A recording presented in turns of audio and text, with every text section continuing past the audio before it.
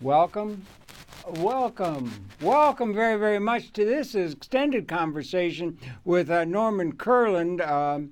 In Washington, we've taped a program with him, an hour program with him that precedes this one. So it's a continuation of that program with him, president of the Center for Economic and Social Justice and in Washington. And so welcome again back, Norman. We could pick up where we left off on the other program, and this is coming to you via Skype. But Norman, so good to be in touch. I'm really enjoying being in touch with you over this new fancy technology of cable and Skype television. I think it's a great pleasure, Harold, to have the opportunity to talk about the ideas of Louis Kelso. Yes, indeed. Yes, indeed. And we laid out a lot of that, ideas of justice, which I know you've had a lifelong commitment to. We've got to talk about a number of things. One of the things is, in the interlude, when you and I were talking, it wasn't being taped, we were talking about a couple of people that you might like to be able to be in touch with after having noted you're interested in being able to pass this on to the upcoming newer generation, this thinking. You would like to be in touch, if you could, to influence two major people on the world scene you shared with me. One would be this new Pope, and the other one would be our President Obama. Do you think we might be able to start off this program, this hour, talking about those two people and what the significance of your thinking and the thinking of this movement you're interested in might be on those two major formers of world opinion and action, political and otherwise, in the world? No, I think that's very good, Harold. I think Pope Francis is a very unusual person in the world. Overwhelmingly pleased with the man I am. And so am I. I find him, as you know, I had met with Pope John Paul II. I know you did. Do you still have a picture of that? Yeah, I do, Harold, as a matter of fact. Do you have it with you? Let's see. You met with the Pope. That's not a small matter. Well, this is... there you are with the Pope. Yes, this is back in 1987 when I had been deputy chairman of the Presidential Task Force on Project Economic Justice, which we were able to get through the Congress, didn't cost the taxpayer. And President Reagan appointed me as the deputy chairman, and you had the AFL CIO, the labor unions. You also had the Chamber of Commerce, the National Chamber of Commerce. Mm-hmm. You had just to name a few of the smaller players, right? Right, and this is the report that we came up with.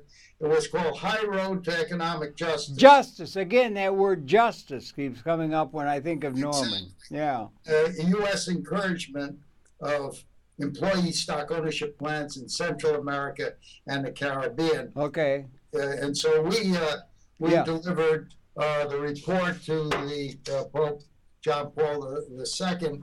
We had people from Polish Solidarity with us. This is before the collapse of the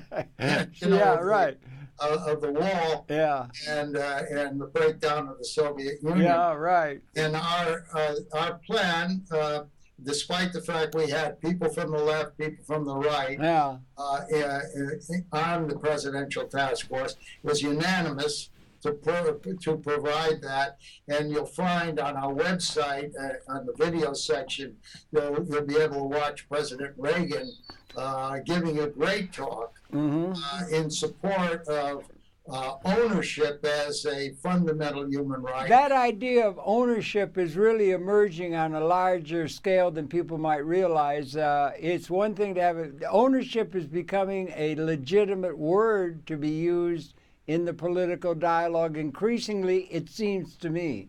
Yes, and the method, when Pope Francis spoke, he talked about the tyranny of money and the inequality of opportunity. Yeah, right. That's the kind of language we use. Mm-hmm. But the important thing is that while I'm not a very religious person and not Christian, I find that the Catholic social teachings are the best that I've ever seen. Now, in terms of all the religions, the Catholic social teachings, called the encyclicals, social encyclicals, 1891 to today, are very good in terms of ownership and access to property. But still, what's missing, and while I agree with their definitions of social justice, changing the social order,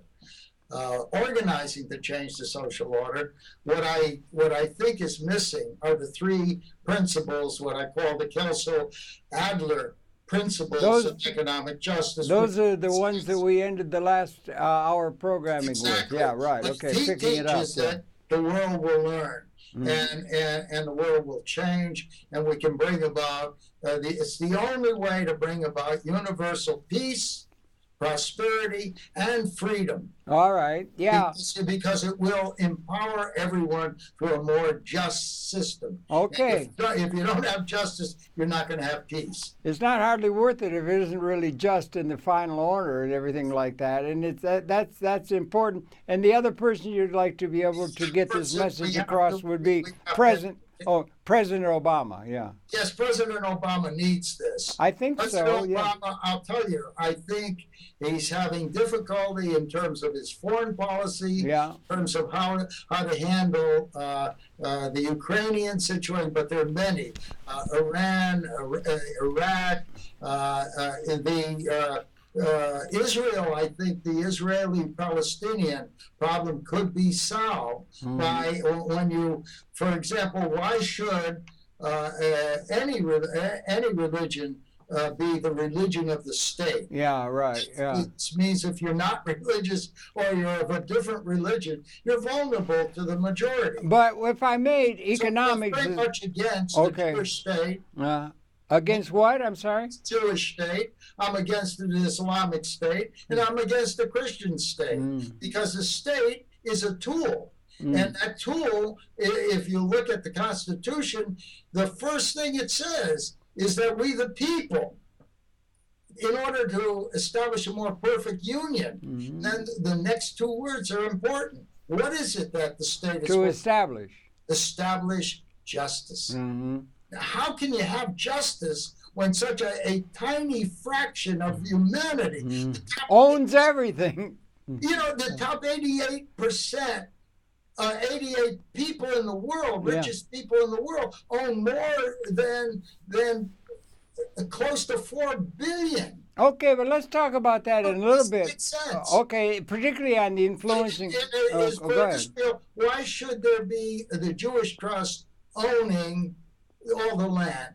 Why not all the citizens, whether they're Jews or Christians or Muslims or atheists? Why shouldn't the land be owned equally? This is very important in terms of capturing dynamism and success in the global arena. Why? Okay. For example, let me give you just a couple of examples. If you want, okay, go ahead. Iraq.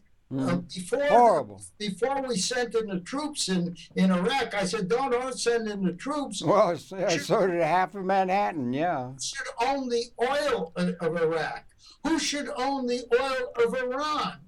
If the people own, no matter what their background, no matter what their religion, you shouldn't have a bunch of religious leaders controlling the oil rights or the land. You know, the ideal of you have Gary Davis, for example. God bless him. He just passed. Sad.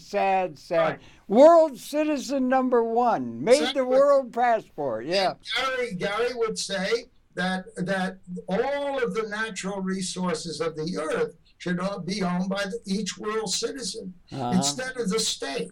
Yeah. Put the ownership in the people. Yeah. The oceans, ownership of the airways, ownership of the natural resources, the oil, and so on. Because no human being created these things. Well, yeah, it was true when we.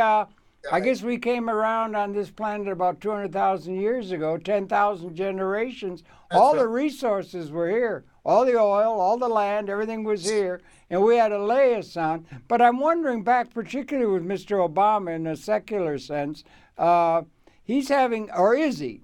We had this horrible kind of thing happen, the credit default swaps and all that kind of thing in 2008. Exactly. And there was a terrible downturn in the economy. A terrible economic strategy. Why not? He says he's a supporter of Lincoln. Lincoln did a Homestead Act. Yeah.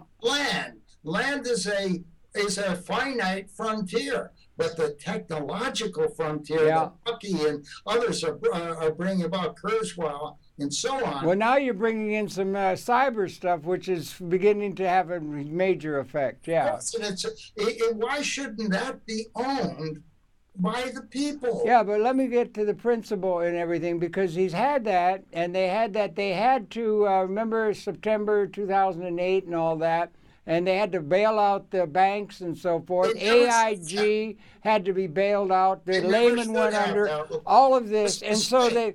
No, but let me make the point, Larry, if I could, that this all happened. They had to do it, or else the entire financial system of the world would implode. We had to bail out them all. We did, and that. And then he says we will slowly come back from the recovery like we did from the Great Depression and everything. And there has been some little bit of progress and that kind of thing in terms of developing. But you note, in terms of their talking about how are we going to get some justice, or let's say economic justice, and that could be translated into economic buying power in the hands of the people to buy what's able to be produced. And all they talk about, it seems to me, all they talk about is the only way that you can get income to the masses of the United States, or the principle applied to the world order and so forth, is to have people create jobs that will get income to people.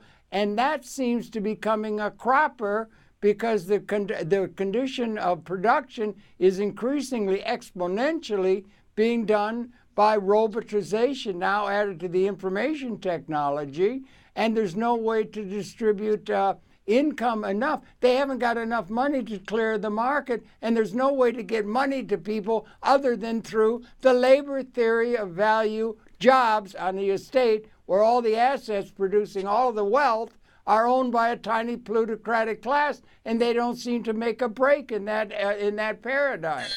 And does that make sense to you, that that's a major problem? It makes sense, Harold, but also, you see what it is that it leaves you to the government to find incomes for people. Otherwise, they're going to start starving. You're going to have riots in the United States. So you have to find a way not to bail out the fat cats. You have to find a way to finance that. Well, they claimed that you had to do that, or the world would fall apart completely in utter chaos if they didn't bail out the established order. But Harold, I know that. Yeah, okay. This is what the liberals and conservatives, they're both sides are wrong. They're both depending on the fact that the way you distribute is through jobs, and it loses the logic of the Kelso idea. No, it's accepted as absolutely essential. The only way to get money is by the labor that you contribute in a productive process. There's no other way, unless you're going to tax. You're going to tax that point, Harold. The point that Kelso was saying is it isn't true. Thank you. Yeah. Academia is not teaching what they should be teaching, and that is that ownership is a part of how you produce wealth. But ownership in the mind of the liberal left of thing is an ugly thing. That's what creates all the power. Somebody owns it. The owners are the problem. You got to get rid of them and put everything into the state. And you know the old line that has been carried out through the decades. Look, ownership is an evil word. Look, both the left and the right, I'm not attacking left or right, they're both wrong.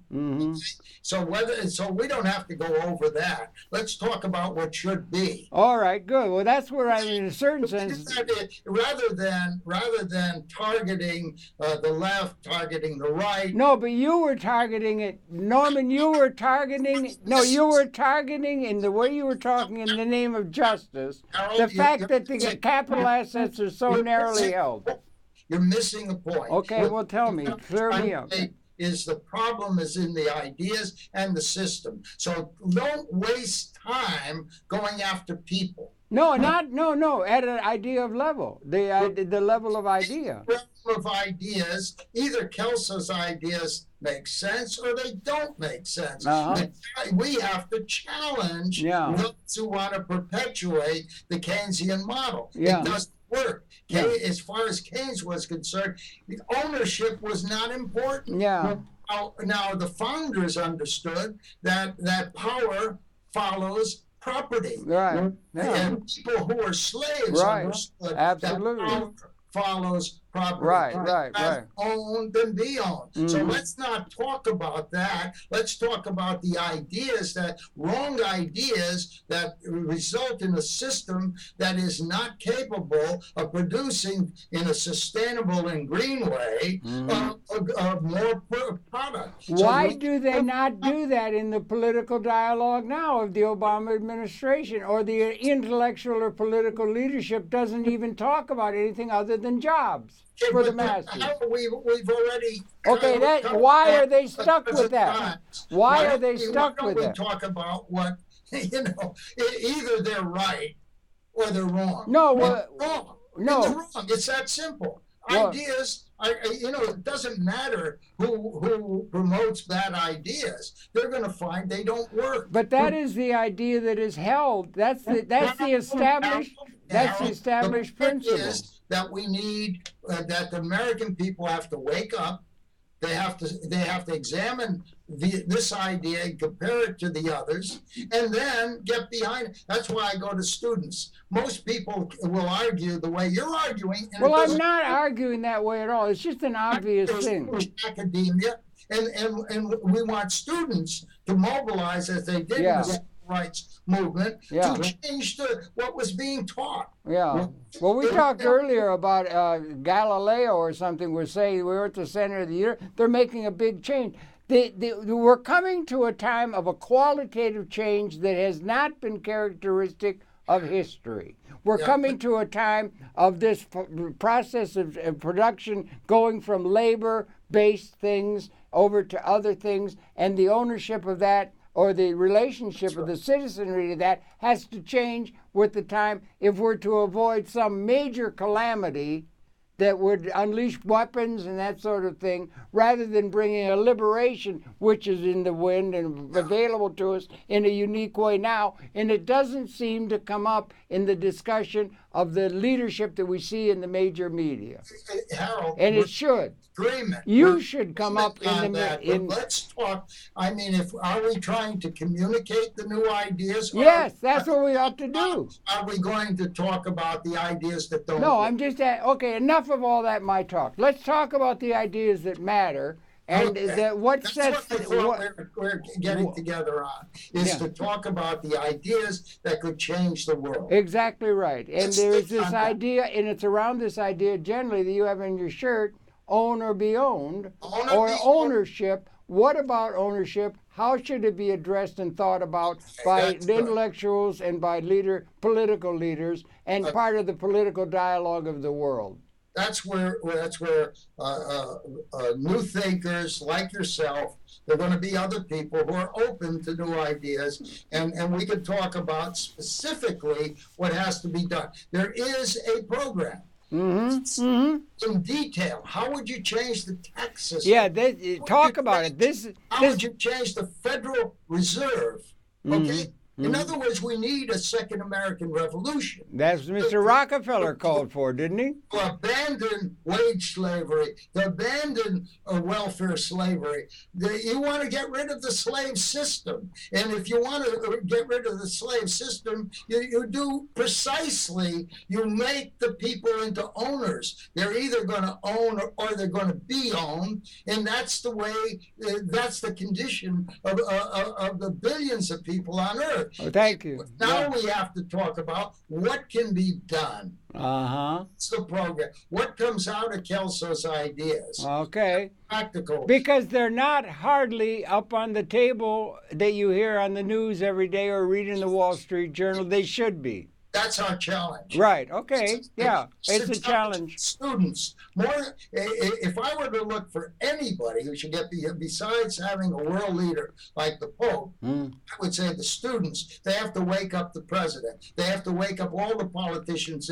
in Washington, because neither party has an answer. If you really want it, we really ought to get the students to decide, let's have a new party that goes beyond the Republicans and Democrats. Well, let's have, if the first American Revolution was very, very important in terms of world history, why not have a second American Revolution? Why not have a party that's called the American Revolutionary Party? Well, that could be that idea about a new revolution. That was endorsed by Mr. Rockefeller, wasn't it? That idea. He agreed. And then, are you going to have something? Second American Revolution. Yeah, that's right. And what you're going to want to have when you're having a large change, not just a little tax, this or that or something, some little change in the historical pattern that's being all reified by the institutional structures and the movement of things.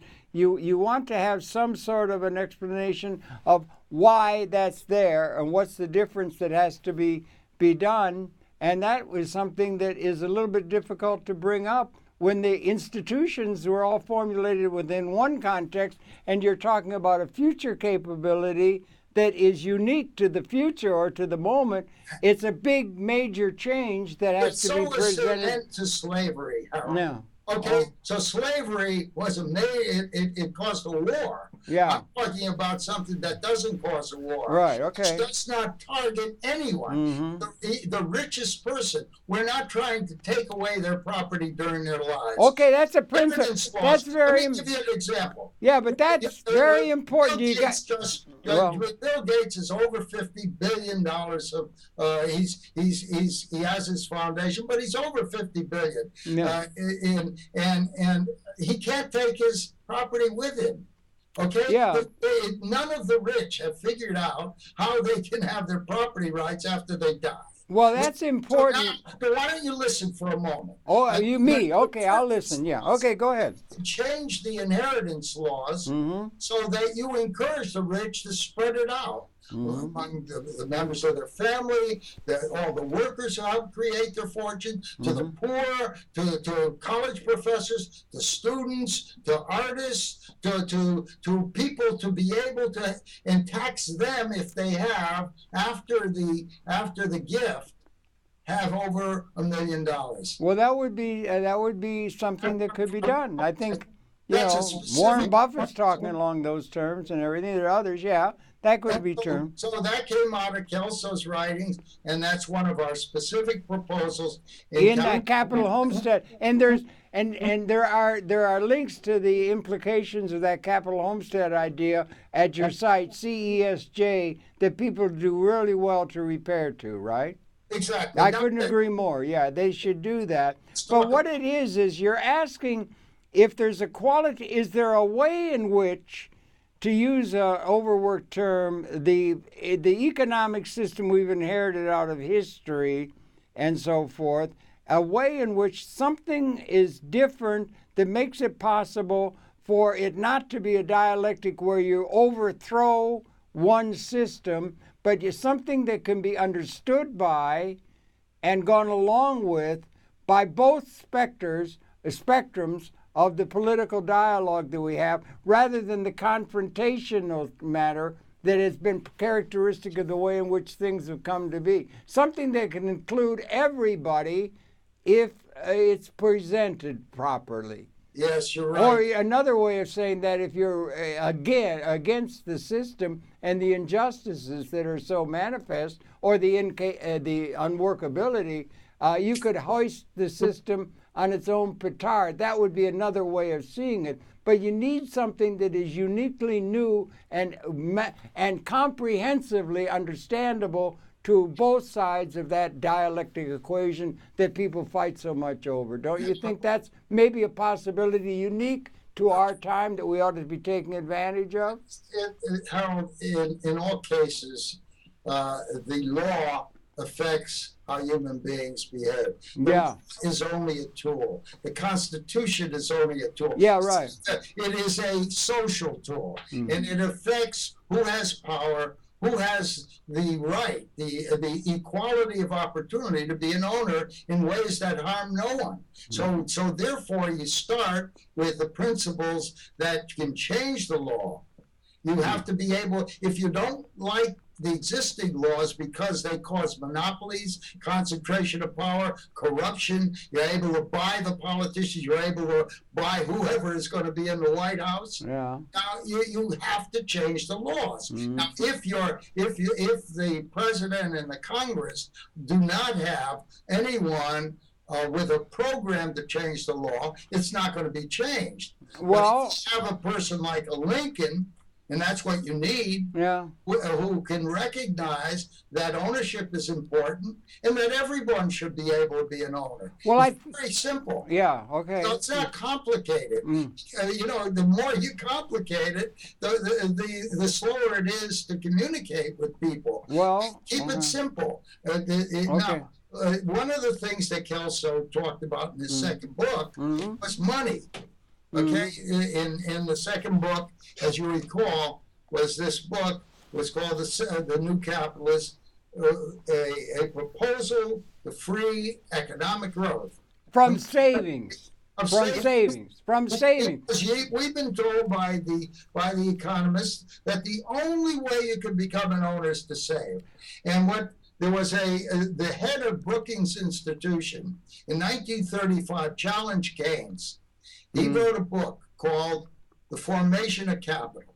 That's Moulton, Harold Moulton. And that's right, Harold Moulton. Yeah. He would give permission by Brookings to republish this with a foreword in which we bridged 1935 in Kelso with Moulton's ideas on money. Charles de Gaulle said the same. To stick to savings alone, you're built into an eternal class struggle. Charles de Gaulle said the same as Harold Moulton. Yeah, but Moulton, I think Moulton said more than Charles de Gaulle. Yeah, okay. Yeah. But we ought to develop that, if you don't mind, Norman, the idea that the only way forward... The assumption is, historically, is the only way that there can be any capital formation will be made by the people who have past savings. It's never something that is built in the system to where you can finance something that is going to be paid for out of its future earnings, which is the logic of business finance, is never applied to the idea. Only past savings, so you have a buildup of plutocratic past savings, and that's the problem. You have to have something that builds in to the future earnings of the investment, which can be put together in a way that Lewis was suggesting, so that you can spread ownership to people as a way of them having access to capital credit that will pay for itself out of its future earnings. Isn't that part of the principle that Lewis was advancing? This was not only Lewis, but before him, Lewis took it from Moulton. Okay, good. And what Moulton pointed out was that it makes no sense for people to reduce their consumption power by savings, because if you don't have customer power, if you reduce customer power, the producer is not going to produce as much. Well, isn't that what we're confronted with now? We have a productive capability, and the people don't have the money to clear the market, neither nationally or internationally. Yeah. The point is, in the business world, that you produce for customers with money. So if you reduce their money, they there'll be less to produce. Yeah. And if you want to grow the economy without inflation, you want to produce by what Moulton and Kelso call pure credit. Okay. Just let me explain it. Please do. Please do. Okay. Pure credit is invented out of, it's just money in its broadest sense. And money is anything that can be used to satisfy a debt. For example, barter is money. But also banks have the power to create money out of thin air. They did it before the central bank was created. And so what it is money created credit in the form of credit, buy new assets, the growth assets, and pay for it out of future savings. Future earnings. That's future savings. Is that the same? Because you take the future earnings, Harold, dividend incomes, and you use it to pay off the credit to become an owner. That, when you pay it off, then it flows into your pocket as consumer income. So it's all coming. You have balance between productive capacity and consumption capacity. It's in balance. Yeah. The Keynesian model doesn't create balance. Right. That's why you have deficits. That's why you have the cost of living continuing to increase, because the U.S. The Federal Reserve and the U.S. currency is not backed by assets. It's backed by credit, government credit. Yeah. So what's happening is you go into deficits. This is what the Obama plan. It's just going to continue deficits, and there are deficits that aren't even recorded now. As Social Security and Medicare are paid for. That there are entitlements, if you continue it, that will bankrupt the country. You're talking about trillions of dollars that are not recorded, that will be there for in future generations. We're just passing on the problem to the young, and it will eventually be bankrupt. So we, like many other countries, will then begin doing what brought in Hitler in Germany. Spending money at such a rate. Yeah, you sweep it down the sewer. Yeah, it does happen. It can. Hyperinflation. Yeah. You see, and so we're talking about a way in which the tax system can be changed, in which you will have balanced budgets automatically. Okay, a very simple tax system, which I could discuss. Yeah, spell it out. Yeah, how would it be? The money system first. Let's talk about the money system. Okay. So in the Federal Reserve Act, there's a provision that allowed 12 different regional banks to make money, to create currency that would back up growth for industry, commerce, and agriculture. So there would never be a lack of money to produce, as long as there are customers for what the people and industries could do in any one of the regions. It wouldn't be money that'd be the problem, because what you would do is issue the companies that needed new growth would issue new shares. Right now, the system is stacked against that, because most of the growth that's taken place is because the companies, the corporations, store profits within the company. They don't have to issue new stock. Okay, that's how growth has been taking place over the years. We want them to issue stock so that every man, woman, and child would be able to go to their local bank and get roughly $7,000 a year at today's growth rates. And I'm talking about growth.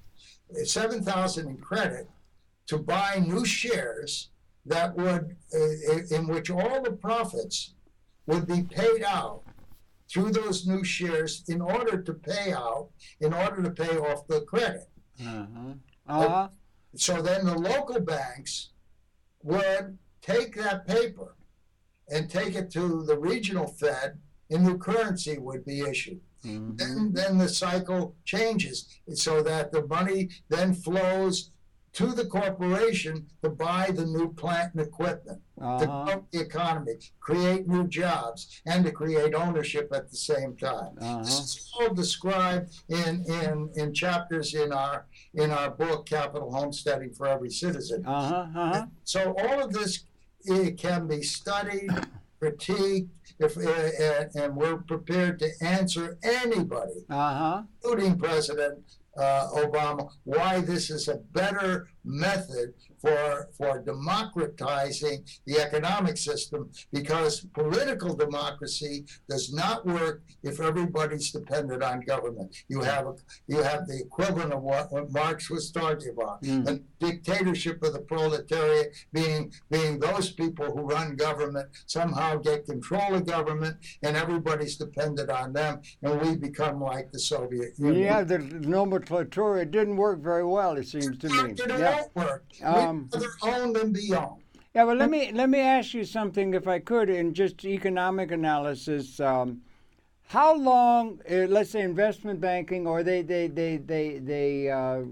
Clinton stopped the implications of the Glass-Steagall Act in 1999, but in the normal banking procedure, or in the normal corporate procedure, or the normal productive procedure, how long does it take for the acquisition costs of a piece of productive capital to pay for itself before it can start throwing off some sort of gains in terms of the future productivity that it introduced? How long does that payback period usually relate in terms of the accounting and the way of understanding the political system? Okay. What's the payout rate? As long as you're not depending on past savings, where you have to pay an interest to the savers for the borrowing of their money. They want to earn something. Well, that's the way in which people with past savings have built up their income even more. Yeah. But under pure credit. Yeah. Under pure credit. Oh, under pure interest free. Only the service charges of making the loans. Yeah. Would be charged. So you're talking about it under your system, yeah. And another thing that Kelso came up with is one of the obstacles for a person without any savings, become an owner and get the credit, is that the commercial bank is going to say, wait. Where's your collateral? Where's your collateral? Right, exactly. That's called past savings. Well, why do they ask for collateral? They ask for collateral because there's a risk that it may not be paid back. Exactly. That's a major thing of all the productive process. Is there are various levels of risk in the investment enterprise writ large, all the way from venture to very solid. Okay. And Kelso, and how do we deal with those various levels of risk? Kelso solved this by having a government agency, capital diffusion. Here, I can hold that up here. I'm against that. Well, wait a minute. Let's just see. Can you come in on this? Come in tight on this little window down here. This is a general theory that Kelso had that sort of mimicked the one that Keynes had that everyone's familiar with, or a lot of people are. And this one here is the one that is missing, and the one he said that had to be added. Here you've got the Federal Reserve, or the Federal Reserve and so forth. But this was called the Capital Diffusion Reinsurance Corporation, CDRC, a U.S. Department capital credit reinsuring underwriter. Yeah, Kelso, that would be an underwriter of the capital insurance industry, by which the various levels of risk could be dealt within the insurance way that would make it possible for these other systems of distribution, water projects and things like that, could be distributed to the general society outside of just the ESOPs. This one's the one. What happened to this one? That it didn't get properly established. The AIG and so forth, it was all within the private sector, it seemed to me. Just a second. What it should be is in the private sector. Insurance is an industry that knows how to deal with risk and charges premiums for the risk. So But this was taking the faith and credit of the United States to underwrite to reinsurance the cable. So said. Yeah, I disagree politically. You disagreed with him on that principle, Yes. right? Okay, good. Fair enough.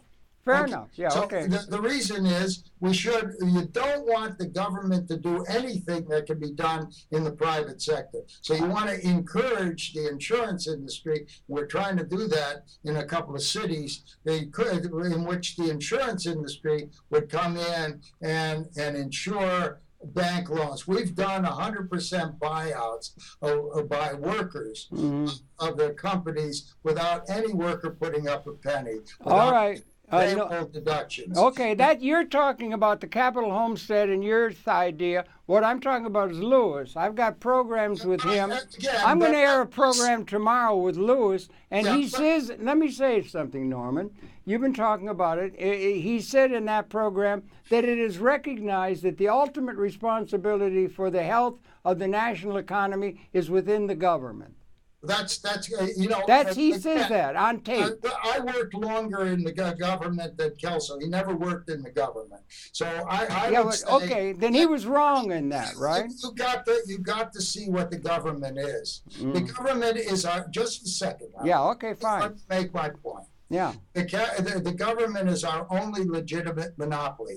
On power. It's the only social tool that we have that has the power to coerce. So in this capital infusion was to be a government agency within the federal structure. As a result, that anything that can be done outside the government should. Now, that doesn't mean that the government has no role. Yeah. The government can come in and regulate. It can set the standards of doing things properly. That's all fine. But do it outside of government. You don't want the government to take power that should be in the people. Well, you don't want the people to take power that should be in the government if the people are the people with all the assets getting richer than Croesus. You missed the point. Well, maybe. You're right. I mean, yeah. Why? Honestly, because the people can own those insurance companies too. You're missing that. Okay, maybe, yeah, okay. Yeah, spell it out in your own terms then, Norman. I didn't mean to upset, but I just am wondering what happened to that function of the federal government reinsuring the casualty insurance to deal with the major problem of the investment community at the various levels of risk. It's not all a crapshoot of venture. Let me say this, that again, I don't have to accept everything that Kelso suggested. Okay, right. Fair enough. Yeah, you're right. You're gonna have. And the point is that if it could be done in the private sector, with government looking over the shoulders and making sure that it's done right, do it in the private sector. The government doesn't produce wealth. It's very inefficient. As somebody involved in generating solutions in the economic system. Well, the government, the private sector, or they've sort of taken over the whole economy now. Talk about the people. But the people have no say. It's all owned by a tiny plutocratic class. Since Glass-Steagall, particularly. And my civil rights background tells me you're not understanding the power, the hidden power of the people when they wake up. Well, if they do, they haven't shown many signs of it yet. But maybe they should follow. Yes, they should get in touch with CESJ to understand this alternative way of seeing things. And yes, they should. I'm sorry. I'm thinking of it more conventionally, in terms of the normal politics. Yeah. And if you do that, yeah. if you don't get the clarity of the principles. Let's deal with logic and principles. Can we make the social tools correct them? I'm not saying abandon them, correct them. They work better. It's like Bucky said, if the old system doesn't work, don't. Yeah, right. That is right. That's right. He says create a new model that makes the old model right. And that's really interesting. If you may, Louis, Norman, that is the economic. Somebody said somewhere, economics is far too important to be left up to the economists or you could say the businessman. It's far too important. And what it is a comprehensive context that is represented by Mr. Fuller, and you brought up another fellow, Kurzweil, and the whole cybernetic thing, and a comprehensive systems understanding rather than one of the narrowly defined ideas of economic theorizing, one specialization. The specialization with academia is dividing and conquering intellectual community by specialization. There's practically no systems thinking of the whole process of evolution. What is going on? Now we're together. Now we're together. Yeah, right. Because academia needs changing. Academia can teach things that they've left out. They can teach justice. They can teach binary economics. They have it up to now. We have one person in academia. Robert Ashford, right? Ashford, binary economics. Yeah, is not taught anywhere. He is rejected. He is not. He's not. He has to do this over the opposition. Yeah, right. Yeah. Of other people. Yeah, so we need some systems thinking. We need some new realization of the incredible developments that are going on, existential new reality emerging out of all the cybernetic stuff that's going on. New teaching. Yeah. New teachers. Well, how is the teaching? I think the teaching is going to be done. Bucky, we did a program with him. He said he thought the only universities that were going to survive, and this was way back in '74, would be the universities that would develop videotape documentary production capability to be delivered to the world's citizen, the best information world citizens, and those would be the only universities that would survive.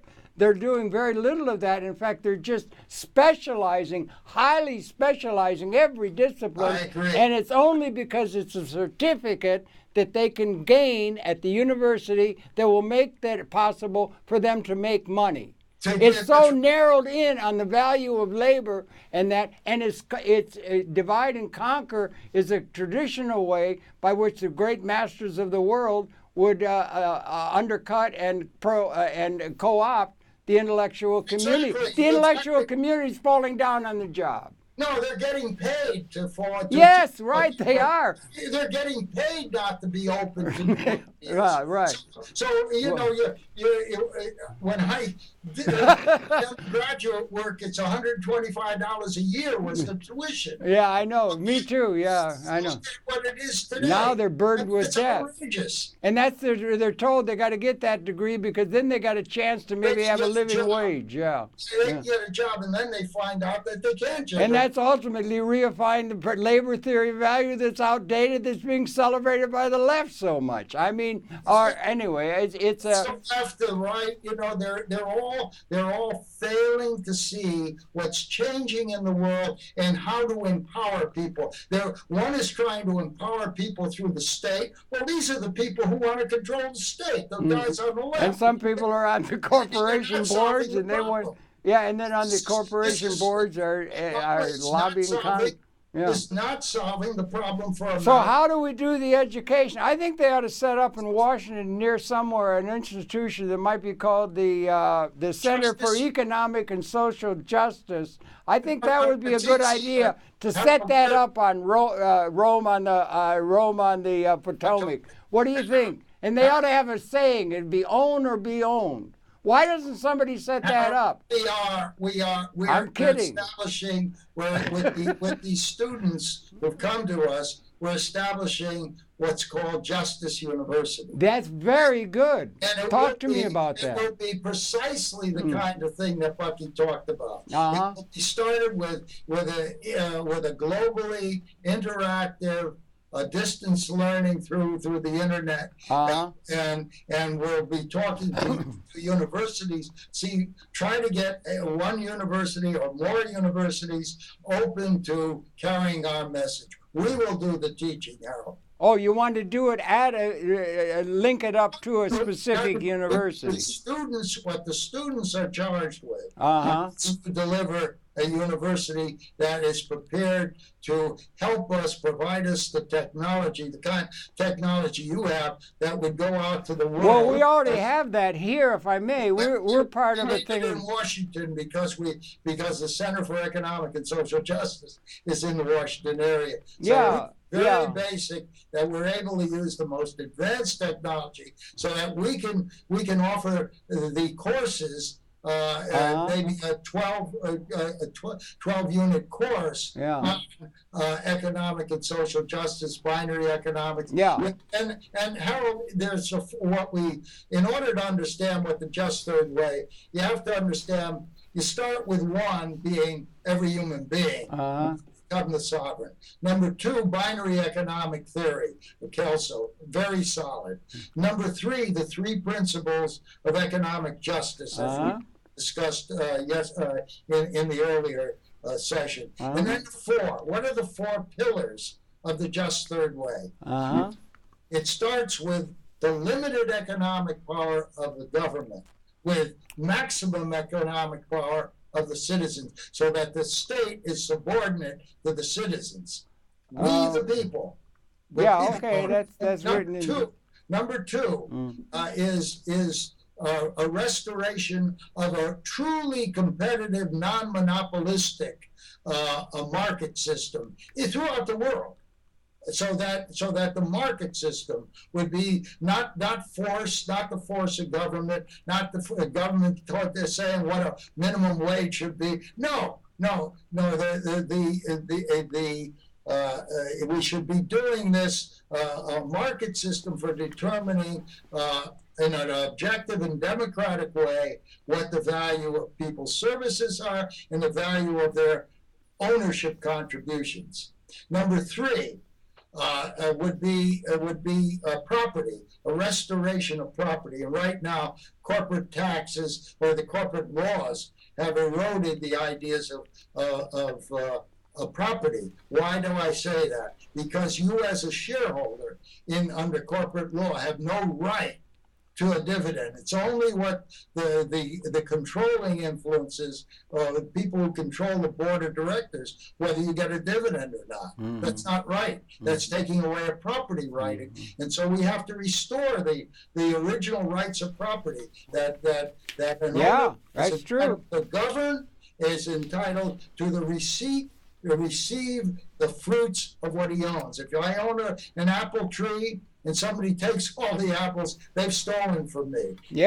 We cannot accept that. But all of those, the conservatives will say, oh, we agree with all of that. Well, they may say they agree with it, but they miss the fourth pillar.